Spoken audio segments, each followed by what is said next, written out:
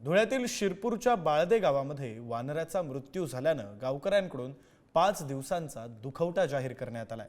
गावातील पुरुषांनी मुंडन करून शोक व्यक्त केला, तर महिलांनी सुद्धा सुतक पाळून वानराला श्रद्धांजली वाहिली। प्रति पंढरपूर म्हणून ओळखलं जाणारं वाळदे हे गाव 23 ऑगस्ट रोजी गावातील भटक्या कुत्र्यांनी केलेल्या हल्ल्यात गंभीर जखमी झालेल्या वानराचा मृत्यू झाला।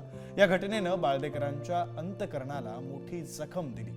यानंतर गावकऱ्यांनी त्या वानराचा अंत्यविधी मानवी सन्मानाने केला।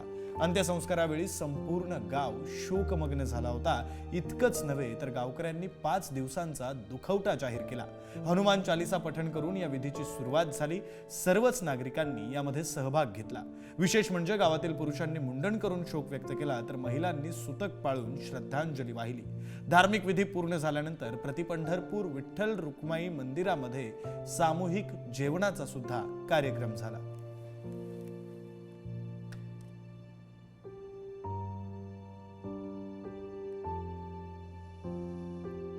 Thank you.